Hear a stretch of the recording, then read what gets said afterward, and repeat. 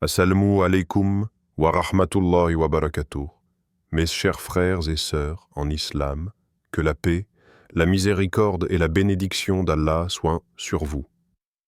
Avant de commencer cette vidéo, n'oubliez pas de liker cette vidéo car cela nous donne beaucoup de force pour continuer à partager du contenu bénéfique. Et je vous invite à vous abonner à notre chaîne et d'activer la cloche de notification pour rester informé de nos prochaines publications sur la foi islamique.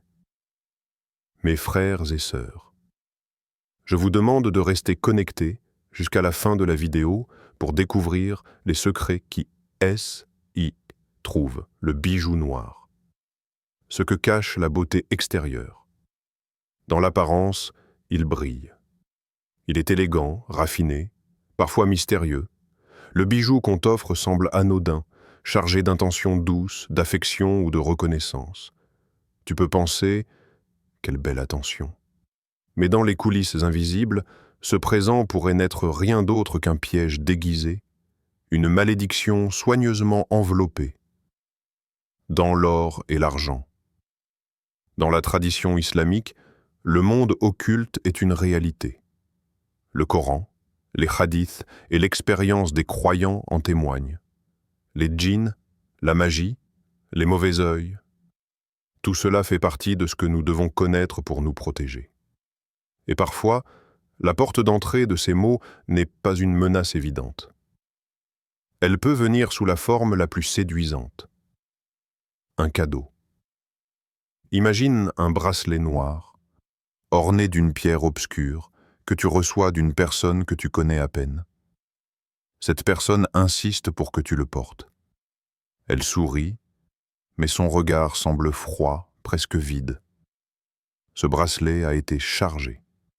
Non pas par une pile, ni par une technologie, mais par des paroles que tu n'entends pas, des invocations que tu ne comprends pas, des rituels menés dans l'ombre. Il s'agit d'un bijou empoisonné. Un bijou qui, une fois porté, lie ton énergie à un esprit, à une entité, à une force obscure. Beaucoup de sorcières et de praticiens du cire utilisent des objets personnels comme canal de transmission. Car l'objet, surtout lorsqu'il touche la peau, peut devenir un point d'ancrage pour perturber ton équilibre intérieur. Le bijou est idéal pour cela. Collier autour de la gorge, bague autour du doigt, boucle d'oreille contre la peau, chaque partie du corps devient un point d'accès. Le prophète Muhammad nous a mis en garde contre l'acceptation de certains objets, surtout lorsqu'on sent qu'ils viennent d'un lieu douteux ou d'une personne dont la foi est incertaine. Même dans les maisons, il avertissait ses compagnons contre les statues, les représentations, les objets étranges. L'islam nous enseigne que le croyant ne vit pas que dans le monde matériel. Il vit aussi dans l'invisible. Et l'invisible, bien qu'inaccessible à l'œil, peut influencer le cœur, l'esprit et même le destin. Le bijou noir ne doit pas forcément être noir au sens propre. Il peut être une bague gravée d'un symbole, un collier avec une pierre protectrice, ou encore un bracelet en cuir avec des motifs étranges. Certains pensent qu'il s'agit de talismans protecteurs. Mais le vrai croyant sait que la seule protection véritable vient d'Allah. Se détourner de cette vérité en faisant confiance à un objet est déjà une faille. Et c'est cette faille que la sorcellerie exploite. Car souvent, ce bijou a été présenté à un djinn dans un rituel nocturne. On lui a attribué une mission. Suivre, perturber, affaiblir, ou même détruire la personne qui le portera. L'esprit maléfique n'est pas attaché à ton âme, mais à l'objet. Alors, lorsque tu portes ce bijou, tu portes aussi la présence de quelque chose d'invisible, de nuisible. Et les effets se font ressentir parfois subtilement. Une fatigue inexpliquée, des cauchemars fréquents, des disputes soudaines dans le couple, une perte d'intérêt pour la prière, ou encore une peur constante. Il est rapporté que certaines femmes ont reçu des boucles d'oreilles d'amies trop généreuses. Dès qu'elles ont commencé à les porter, leur comportement a changé. Elles se mettaient en colère plus facilement, devenaient jalouses, insatisfaites, distantes avec leur mari. D'autres ont reçu des bagues et ont commencé à entendre des chuchotements dans leur sommeil, comme si quelqu'un priait contre elles. Le lien est parfois lent à se révéler, mais lorsque la personne se débarrasse du bijou et récite régulièrement les protections du matin et du soir, le calme revient. Allah dit dans le Coran, et ils apprennent de ces deux anges ce par quoi ils provoquent la séparation entre l'homme et sa femme. Mais ils ne peuvent nuire à personne qu'avec la permission d'Allah. Sourate Al-Baqarah 2:502.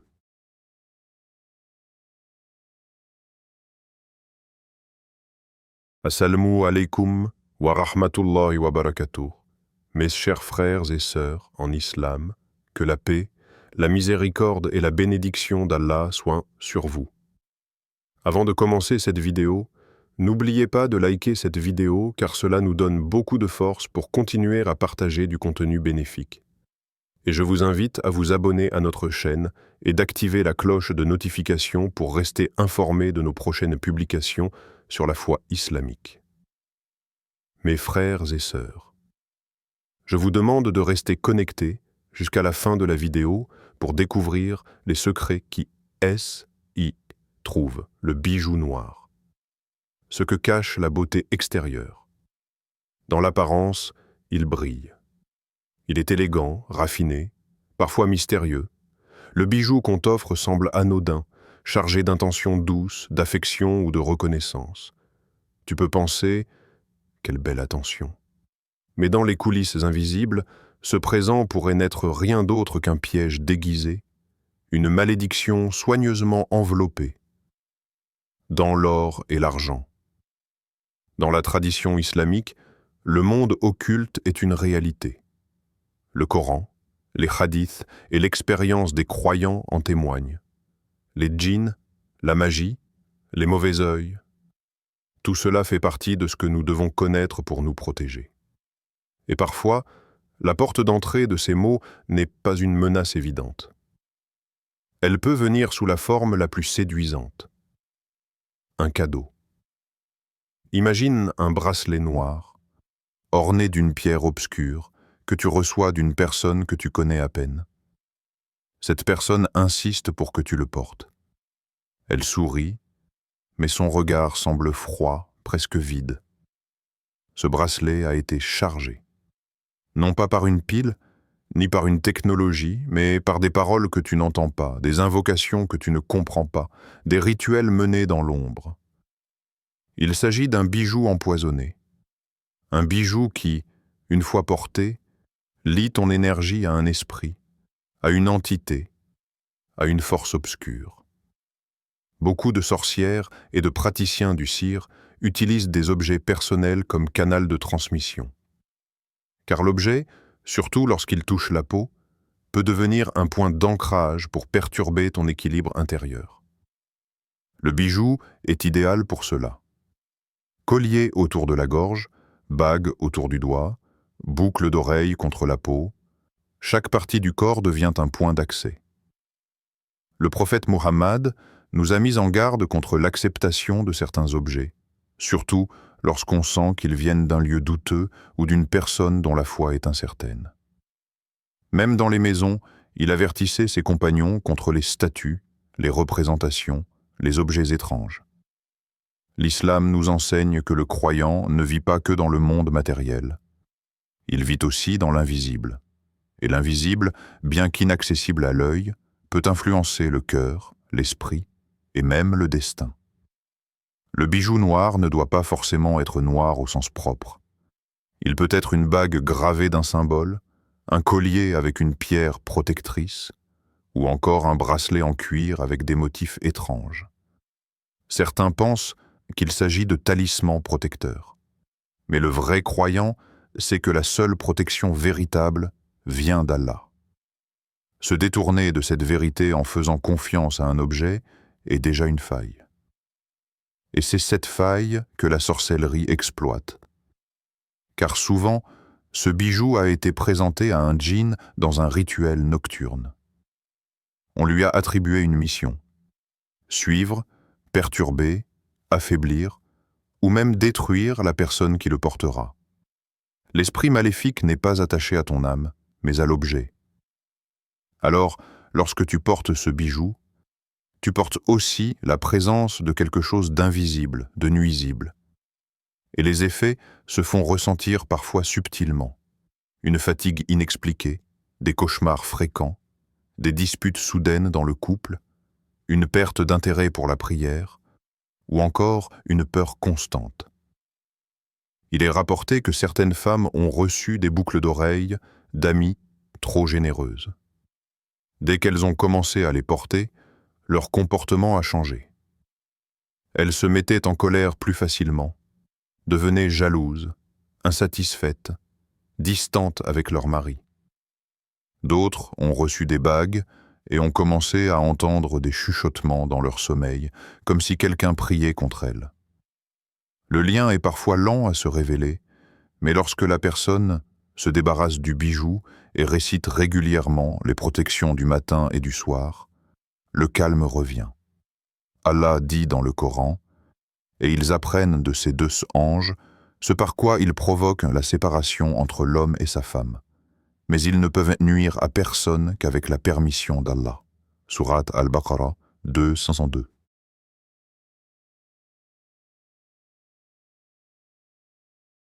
Ce verset nous rappelle une chose essentielle. La sorcellerie existe, mais elle n'a aucun pouvoir sans la permission d'Allah. Et c'est précisément pour cela que le croyant doit toujours rester vigilant. Il ne doit pas sous-estimer les apparences, ni accepter tout cadeau sans se poser de questions. Alors comment reconnaître ce type de bijou? Il y a plusieurs signes. L'objet semble anormalement froid, même en plein soleil. Tu ressens un malaise en le portant ou un changement soudain d'émotion. Il contient des inscriptions incompréhensibles, souvent en symboles ou lettres inconnues. Il a été offert avec insistance, voire accompagné de phrases du type « Ne l'enlève surtout pas, c'est pour te protéger ». Après avoir commencé à le porter, tu ressens des blocages, des tensions dans ta maison ou un éloignement spirituel. Le danger, ici, n'est pas le bijou lui-même. Ce ne sont ni l'or ni l'argent qui causent le mal. C'est l'intention invisible qui a été liée à cet objet. Une intention faite dans les ténèbres, dans la rébellion à Allah, souvent à travers des pactes entre humains et djinns. Il est rapporté que certaines sorcières utilisent des versets du Coran à l'envers ou les mélangent avec des paroles de kufr pour sceller leur maléfice sur un objet. Le simple fait d'accepter ce genre de cadeau revient à inviter cette énergie chez soi, dans son intimité, dans sa foi. C'est pourquoi, même si le cadeau semble précieux, raffiné ou luxueux, le croyant doit interroger son cœur. Car le cœur sincère, protégé par la lumière d'Allah, reconnaît les choses malsaines. Le prophète a dit « Consulte ton cœur, même si les gens te donnent des avis, car le cœur du croyant est guidé. » Certaines personnes, en découvrant que leur vie s'effondrait après avoir accepté un cadeau, ont fini par brûler l'objet. D'autres l'ont enterré loin de leur maison. Mais ce n'est pas cela qui suffit. Ce qu'il faut, c'est un retour sincère à Allah des protections quotidiennes comme Al-Falaq, An-Nas, Ayat al-Kursi, et surtout ne plus jamais se fier aux apparences matérielles sans en vérifier l'origine spirituelle. La poupée figée, l'objet qui vous observe dans l'ombre, elle est là, silencieuse, posée sur une étagère ou offerte dans une belle boîte. Elle a des yeux, mais ne voit pas. Un sourire, mais ne parle pas. Une forme humaine, mais sans vie apparente. Pourtant, certaines poupées ne sont pas simplement des jouets. Elles sont des témoins. Parfois même, elles deviennent des ponts entre deux mondes, celui du visible et celui de l'invisible. Dans le monde occulte, certaines sorcières les utilisent comme réceptacles pour le mal. Et dans certaines cultures, y compris celles qui pratiquent le sihir, la sorcellerie interdite, la poupée n'est pas qu'un jouet, c'est une arme, Dans l'histoire des civilisations, les objets en forme humaine ont souvent été utilisés pour manipuler, contrôler ou détruire. Et si aujourd'hui tu reçois une poupée offerte par une personne inconnue ou à l'intention douteuse, ne crois pas que c'est anodin. Ce cadeau peut être plus qu'un jouet. Il peut être un instrument de contrôle, un véhicule de surveillance, ou pire, un objet d'envoûtement.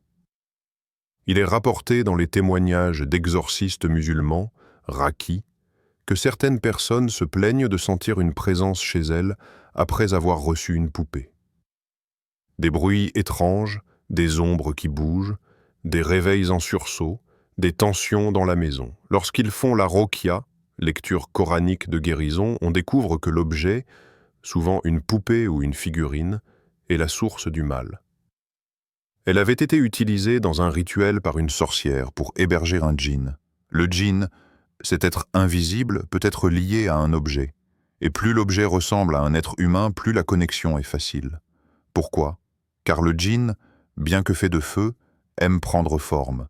Et un corps humain, même en chiffon ou en porcelaine, lui sert de repère, d'ancrage. Une sorcière peut appeler un djinn, réciter sur la poupée des invocations interdites, lui ordonner d'observer une personne, de la suivre, de troubler son sommeil ou d'affecter sa santé.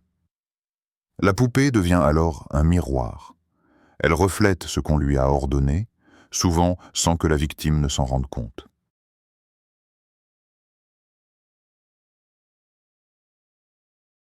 Tu peux penser que ce sont des légendes. Mais réfléchis. Pourquoi l'islam interdit-il les statues dans les maisons ? Pourquoi le prophète a-t-il dit que les anges n'entrent pas dans une maison où se trouvent des images ou des figures vivantes ? Parce que ces formes attirent autre chose. Là où les anges fuient, d'autres créatures viennent s'installer. Là où il y a désobéissance ou négligence, il y a vulnérabilité. Il est rapporté dans un hadith. Les anges n'entrent pas dans une maison dans laquelle se trouve une statue ou une image. Sahih al-Bukhari, Sahih Muslim. Cette parole prophétique est une lumière. Elle nous indique que certaines formes attirent les forces de l'ombre. Alors imagine une poupée, souvent offerte à un enfant, souvent placée dans une chambre, parfois même dans un berceau. Elle est scellée là chaque nuit, chaque jour. Elle devient un gardien invisible, mais pas pour la protection, pour l'observation, la fatigue, la terreur. Dans certains cas extrêmes, des poupées ont été utilisées pour représenter la victime elle-même. Par exemple, la sorcière prend un objet en forme humaine et inscrit dessus le nom de la personne ciblée. Elle y attache un cheveu ou une mèche et commence à pratiquer des rituels interdits. Elle peut y planter des aiguilles ou l'envelopper de chaînes dans le but de bloquer cette personne dans sa vie, dans son mariage ou dans sa spiritualité. Le prophète nous a avertis de ces pratiques et nous a ordonné de chercher refuge auprès d'Allah contre les sorcières et les envieux.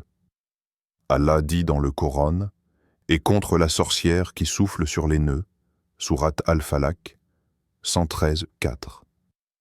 Ce verset vise justement les sorcières qui, par des actes rituels comme les nœuds, les poupées ou les souffles, cherchent à nuire. Les poupées font partie de ces outils.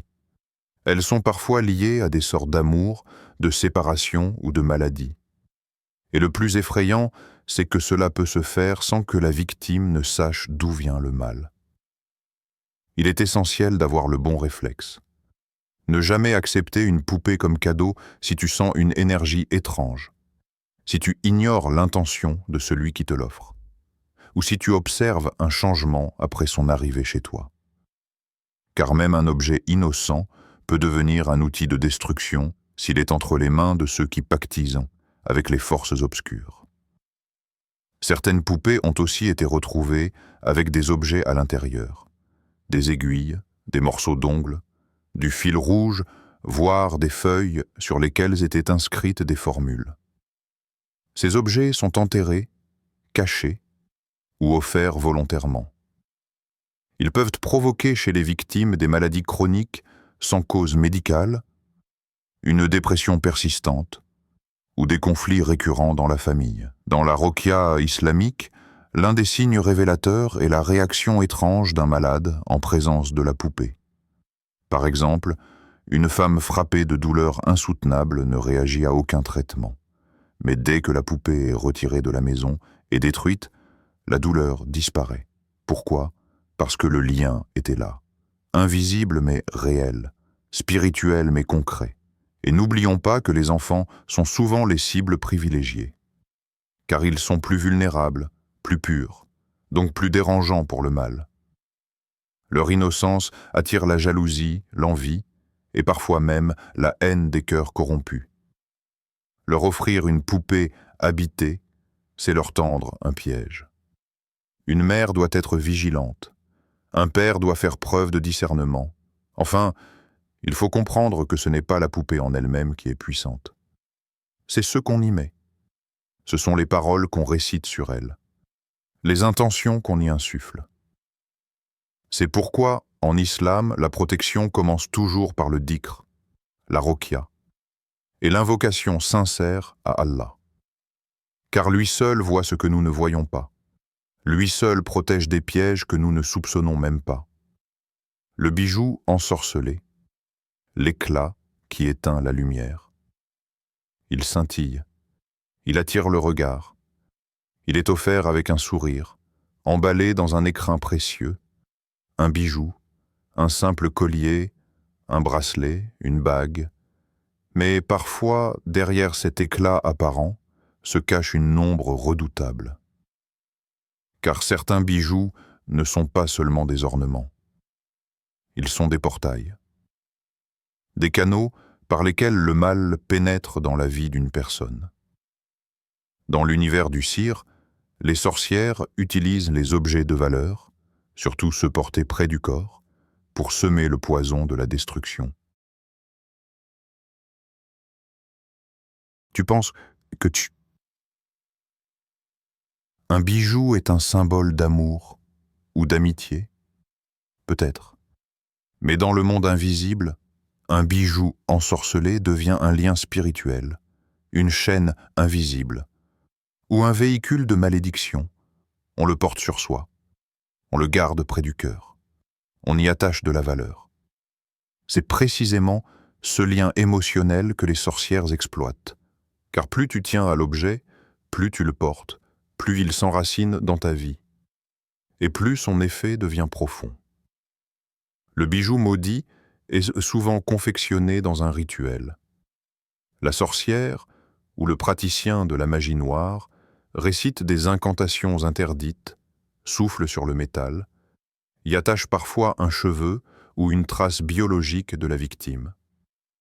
Le bijou devient alors un support de sortilège. On le programme avec une intention. Ruiner un mariage, attirer une dépendance affective, provoquer la maladie, susciter la tristesse, briser la volonté. Dans les témoignages de nombreux raquis, exorcistes islamiques, des femmes racontent comment leur vie a basculé après avoir reçu une bague ou un collier. L'envie de prier disparaît. Des cauchemars incessants les hantent. Des conflits éclatent dans leur foyer sans raison. Et souvent, elles ne font pas le lien. Car comment soupçonner un bijou, ce cadeau si beau, si précieux? Et pourtant, dans de nombreux cas, c'est le seul élément nouveau dans leur quotidien. Et c'est lui qui porte le poison spirituel. Allah nous a déjà avertis dans le Coran que certaines personnes usent de la sorcellerie pour séparer des époux. Ils apprennent de ces deux anges ce par quoi ils provoquent la séparation entre l'homme et son épouse. Sourate Al-Baqarah 2:802. Et parfois, ce n'est pas un papier, ni une poupée, mais un bijou qui devient le vecteur de ce mal. Un homme amoureux, rejeté par une femme, peut consulter une sorcière pour la faire tomber sous son charme par un talisman transformé en bijou. Une femme jalouse peut offrir à une autre une bague ensorcelée pour briser son bonheur. Ce n'est pas une fiction, ce sont des réalités rapportées dans de nombreuses affaires de cire. Le danger du bijou, c'est qu'il est souvent caché dans la beauté. Là où le mal paraît laid et repoussant, ici, il se déguise en élégance. C'est là toute la stratégie du diable. Détourner l'attention, faire passer le poison pour du miel, enjoliver l'objet qui détruit. Et puisque le bijou est intime, toujours porté, souvent touché, il devient un instrument d'influence directe sur le corps et l'âme. Les effets peuvent varier selon l'intention du sort. Certains bijoux provoquent des troubles mentaux, confusion, agressivité soudaine, perte de mémoire. D'autres affectent le cœur, tristesse, jalousie, amertume, perte de foi. D'autres encore ciblent le corps, douleurs inexpliquées, fatigue chronique, maladies qui résistent à tout traitement. Et ce qui est frappant, c'est que ces troubles s'essaignent dès que le bijou est retiré ou détruit. Certains rakis rapportent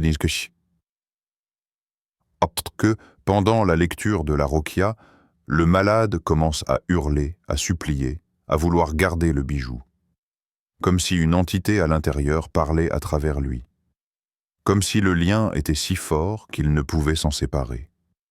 Cela démontre que le bijou n'est pas qu'un objet inerte. Il est parfois habité par un djinn, par une intention, par une énergie néfaste. Et toi, si tu portes un bijou dont tu ne connais pas l'origine, si tu ressens un malaise depuis qu'on te l'a offert, si ta foi ou ton comportement ont changé sans explication, pose-toi la bonne question.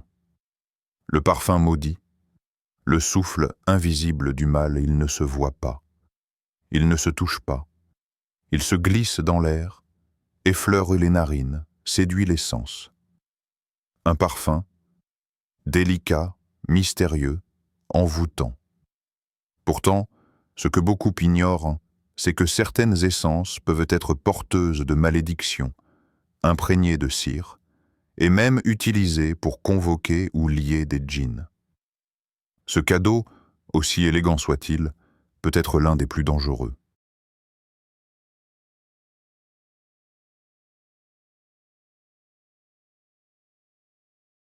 Le monde du cire, que l'islam désigne comme l'un des plus grands péchés, ne se limite pas aux objets solides. Il peut aussi résider dans les éléments subtils comme les sons, les images et les odeurs.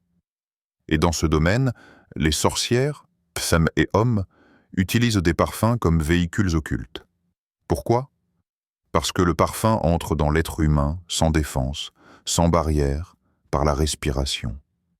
Il affecte directement le cerveau, le cœur et parfois même l'âme. Dans certains rituels occultes, des encens et parfums spécifiques sont brûlés pour attirer les djinns. Ils aiment certaines odeurs et ils fuient d'autres. Le prophète Muhammad nous a mis en garde contre le mal de la nuit, notamment celui qui se répand après le coucher du soleil. Il est rapporté dans un hadith authentique. Lorsque la nuit tombe, gardez vos enfants à l'intérieur, car les diables se dispersent à ce moment-là, Bukhari et Muslim. Et dans cette obscurité, les odeurs ont un pouvoir immense. Certaines attirent les entités invisibles, d'autres les repoussent. C'est pourquoi les sorcières, lorsqu'elles veulent envoyer un sort à distance, préparent un parfum dans lequel elles soufflent des incantations interdites. Elles y mélangent parfois du sang menstruel, de la terre de cimetière ou des substances impures. Puis, elles offrent ce parfum comme un cadeau noble et raffiné. La personne qui le reçoit l'applique sans savoir. Elle ouvre sa poitrine à cette essence. Elle se parfume avant de sortir, avant de prier, avant de dormir. Et avec chaque goutte, le poison spirituel se diffuse. Sommeil agité, perte d'énergie, vision floue, comportements soudains incontrôlables, conflits familiaux inexplicables. Le parfum devient une clef invisible qui ouvre la porte au monde du mal. Ce piège est d'autant plus insidieux que le parfum est lié à l'intimité. On le porte sur le cou, la poitrine, les poignets. Ce sont des zones spirituellement sensibles. Ce sont aussi des endroits où les djinns aiment se fixer, lorsqu'ils entrent dans le corps humain. Une fois lié au parfum, le djinn peut établir un canal d'accès direct au cœur ou à la pensée. Il est également rapporté par des exorcistes, raqis, que certains patients étaient tourmentés uniquement la nuit, après avoir mis un parfum spécifique. En Rokia, on découvre que ce parfum avait été maudit ou qu'il avait servi dans un rituel de domination affective, ce qu'on appelle Sir al-Mahaba. Ces sorts visent à envoûter une personne, souvent dans le but de l'attacher émotionnellement ou sexuellement à quelqu'un d'autre, sans qu'elle comprenne pourquoi elle perd son libre arbitre. Un autre cas fréquent. La sorcière prépare un parfum spécial pour empêcher un mariage, ou pour provoquer des dégoûts soudains entre deux époux. Le mari, en respirant ce parfum sur sa femme, devient agité, fuyant, dégoûté sans raison, et inversement. Cela fait partie du sir al-Tafriq, très mentionné dans les textes islamiques. Ils apprennent de ces deux anges ce par quoi ils provoquent la séparation entre l'homme et son épouse. Sourate al-Baqarah, 2:2. Et c'est précisément là que se trouve le danger, dans l'invisible, dans ce qui est agréable en apparence, mais qui ronge l'âme en silence. L'odeur ne se voit pas, elle n'est pas suspecte, et pourtant, elle agit, elle influence, elle pénètre. Et dans l'univers du sir, elle peut être une arme silencieuse. Certains parfums importés de pays où la sorcellerie est très présente sont parfois préparés rituellement. Le vendeur lui-même ne sait pas toujours ce qu'il vend. Mais l'effet est là. Une cliente l'achète, l'utilise, et sa vie change sans explication rationnelle. Des blocages apparaissent, des tensions, une distance avec la foi, une oppression dans la poitrine, une haine soudaine pour le Coran, la prière, le dhikr. Tout cela causé par un flacon discret posé sur une étagère. Alors, comment se protéger? Comment reconnaître un parfum maudit? Voici quelques signes révélateurs. Dès que tu portes ce parfum, ton comportement change. Colère, tristesse, envie de fuir. Tu fais des cauchemars récurrents. Tu ressens une chaleur ou des picotements après application. Tu entends des voix ou tu as des pensées impures juste après t'être parfumé. Tu sens que ta foi diminue ou que tu n'as plus envie de prier. Si ces symptômes apparaissent, il est possible que ce parfum soit habité ou ensorcelé.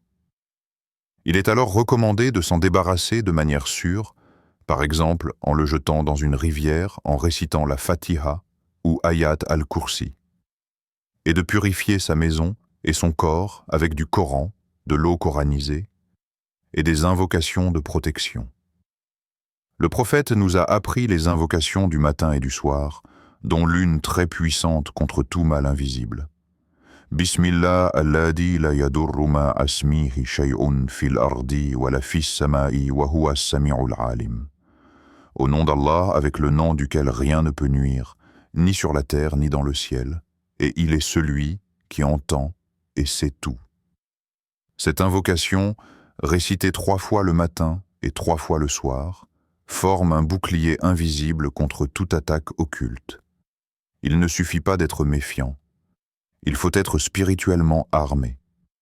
Car le monde invisible ne dort pas, et ceux qui œuvrent dans les ténèbres savent comment se glisser dans nos vies à travers les objets que nous jugeons inoffensifs. En conclusion, les présents du poison. Dans ce voyage en 4 étapes, tu as découvert des vérités troublantes, des peluches maudites, des poupées empoisonnées, des bijoux ensorcelés et des parfums piégés. 4 cadeaux, 4 portes, 4 pièges subtils du monde occulte. Et à travers chacun de ces objets se cache une stratégie du shaitan. Faire entrer le mal par la confiance, par l'apparence de l'innocence, par les émotions humaines. C'est pour cela que l'islam nous demande de rester éveillés, vigilants, connectés à Allah. Car notre véritable protection ne réside pas dans la peur, mais dans la conscience, le rappel et le recours sincère à Dieu. Ne laisse pas le monde invisible diriger ta vie sans que tu le saches. Si tu ressens une lourdeur, une distance avec ton Créateur, une souffrance sans cause claire, interroge ton entourage, ton espace, tes objets. Parfois, la clé se cache là où tu ne la cherches pas. Et souviens-toi toujours, Allah est plus grand que toute sorcellerie. Il suffit d'un cœur pur, d'une langue qui le mentionne, et d'un esprit qui se fie à lui, pour briser toutes les chaînes, visibles ou invisibles. Et nous faisons descendre du Coran, ce qui est une guérison et une miséricorde pour les croyants. Sourate Al-Isra, 17-32. Fais de ton foyer un sanctuaire, fais de ta langue une lumière, et fais de ta foi ton armure. Car aucune sorcellerie ne résiste à la lumière d'un cœur habité par Allah. Chers frères et sœurs en islam, n'oubliez pas encore de liker cette vidéo et de vous abonner sur cette chaîne. Qu'Allah vous bénisse.